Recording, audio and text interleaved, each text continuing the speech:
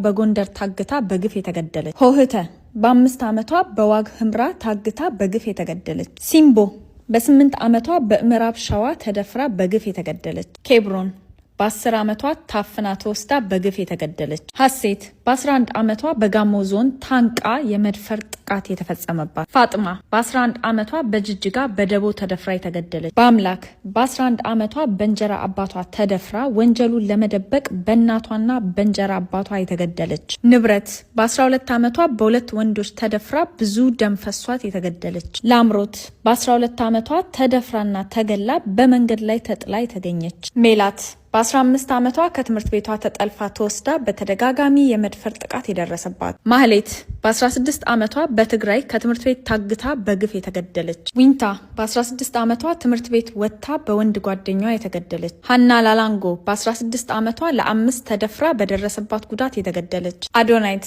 በእንጀራ አባቷ ለ7 ዓመት ተደፍራ የተገደለች። አምሮት በ17 ዓመቷ በጉራጌ ዞን በእናቷ ፊት ተደፍራ የተጠለፈች። ሀበን በ19 ዓመቷ በመቀሌ በፍቅረኛ በግፍ የተገደለች። ሳምራይት በ19 ዓመቷ በአዲግራት በደረሰባት የመድፈር ጥቃት ራሷን ያጠፋች። ታንያ በ19 ዓመቷ የተገደለች። እንዴት እንደተገደለች ምርመራ አልተደረገም። ጥሩዬ በ20 ዓመቷ በአማራ ክልል በግፍ ተደፍራ የተገደለች። ሰሎሜ ፖሊስ ለምን አላናገረችኝም ብሎ በ20 ዓመቷ የገደላት። ሩት በወላይታ ሶዶ ዩኒቨርሲቲ በፍቅረኛዋ ከ3ኛ ፎቅ ላይ ተወርውራ የተገደለች። ጽጌሬዳ በአርባ ምንጭ ዩኒቨርሲቲ በፍቅረኛዋ 7 ቦታ ተወግታ የተገደለች። ሎዋም በመቀሌ በፍቅረኛዋ የተገደለች። ውድነሽ በዋሳ ከተማ የጠለፋና የመድፈር ጥቃት የደረሰባት። ማህሌት በታጣቂ ጸጥታ አካል ተደፍራ የተገደለች። ኑሐሚን በአፍቃሪ በስለት ተወግታ የተገደለች። አለሚቱ በልጇ አባት ባሏ የተገደለ። ሃይማኖት በምትሰራበት ጥቁር አንበሳ ላብራቶሪ በስለት ተወግታ የተገደለች። ቅሳነት በአዲግራት የልጃቸውን ክርስትና ባከበሩ በንጋታው በባሏ የተገደለች። ብርቱካን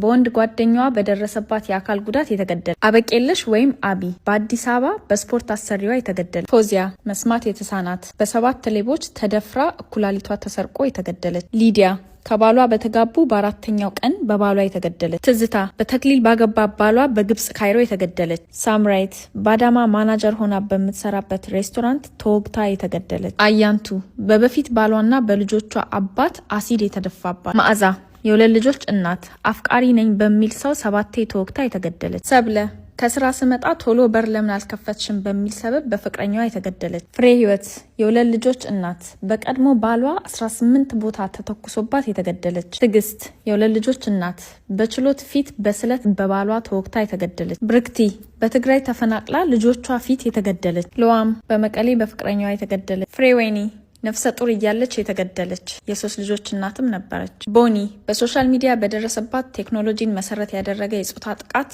ራሷን ያጠፋች። ባንቻየው በበፊቱ ባሏና በልጆቿ አባት የተገደለች። ልደት በባህር ዳር ከቤት ሰራተኛዋ የዓለም ወርቅ ጋር በባሏ የተገደለች። አያንቱ እስካሁን በምን አይነት መልኩ እንደሞተች አይታወቅም። እናት የልጄን ሬሳ አሳዩኝ በምትል ሰዓት ፖሊሶች ደብድበዋት ነበር። ወይንሸት በፋሲካ ቀን ተደፍራ የተገደለች። አዳነች በሰንዳፋ አገባሻለው እያለ በሚያስፈራራ ወንድ ተገላ ለጅብ የተሰጠች። 3 የቀን ስራ የሚሰሩ ሴቶች ሲሰልሉ ተገኝተዋል በሚል ሰበብ በአማራ ፋኖ ብሔራዊ ኃይል የተገደሉ። የእነዚህ ሴቶች ስም ሁሌም እንዲታወስ ላደረጉ ፌሚኒስት ድርጅቶች ሃሽታግ ትሰማ ምስጋናዋን ታቀርባለች። የእነዚህን ሴቶች መረጃዎች ከኢትዮጵያ ሴት ጠበቆች ማህበር፣ ከየሎ ሙቭመንት፣ ከዩሆኖ፣ ከሴታዊት፣ ከአርቲክል 35፣ ከአዲስ ፓወር ሃውስ እና ከሴታ ሴት ፓወር ያገኙታል። ሃሽታግ ትሰማ